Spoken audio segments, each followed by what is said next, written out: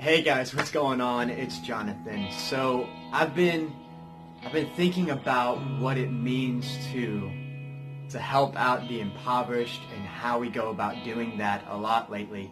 I just recently came back from performing in a concert down in Dalton, Georgia. It was a benefit concert for a charity called City of Refuge, and they're doing an incredible job down in Dalton. They have a food pantry ministry, after-school programs, they have a housing ministry, and it's all focused on helping out those who are underprivileged and impoverished in the Dalton area. And I'm very proud of what they're doing, and I've been thinking about how we go about doing this and what it means to help out. It seems like anytime this conversation is had about helping out the impoverished or the downtrodden, the conversation is led to a point where somebody brings up the whole well, what about the people who abuse it? What about the people who take advantage of it? And I get that part of the conversation, and I think that is a necessary part of the conversation, because I think we need to analyze what we're doing to make sure that we're as effective as possible, helping out as many people as possible, and that we're being good stewards of what the Lord has given us. But I think that a lot of times that part of the conversation and that narrative is taken and actually used either as a weapon to attack those that are being helped, or as a defensive mechanism to justify our own inaction. Generally, when that's brought up in the conversation, it's led to an extreme point where somebody says that the whole system needs to be thrown away or done away with simply because it's being taken advantage of. And I don't agree with that. And I think that mentality specifically, the doing away with these programs and these systems that help out the downtrodden and the impoverished simply because they're being abused, that whole narrative, I believe, is unbiblical and unholy. And as I've been praying about it, I came to a realization, and it's that Jesus Christ, before his sacrifice, fully understood just how much his grace was going to be abused. He looked and saw me and saw every single time I was going to choose sin over him, even after I had given my life to him. He knew that I would abuse his grace over and over and over, and yet he still climbed onto the cross. Even greater than that, he saw how his grace and his sacrifice would be used as a justification for atrocities.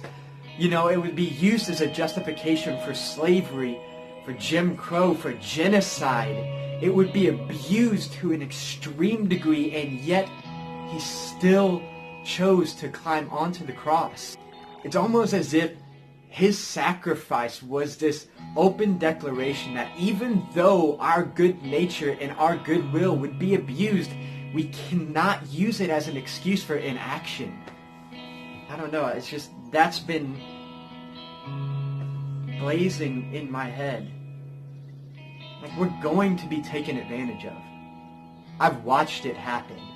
I know it. I know people who have abused these systems, abused these charities, and I've been the victim of that abuse, of being taken advantage of my goodwill and my good intentions being used against me. I think that that's an inevitability. It's human nature, and it's gonna happen. Your goodwill is going to be taken advantage of. Give it anyways. Because if you choose to continue to pour out your life and your resources and your gifts for the sake of the downtrodden and the broken and the impoverished, you're going to find that at the same time you will be known and be declared as the hands of God, as the tools of his provision. Christ didn't hold back. Regardless of how his gift would be used and abused. And I think that that's incredible company to find ourselves in. So keep giving. Idasa. Keep giving. Keep loving. When you're taken advantage of, forgive and give. Don't quit. There are people that need you.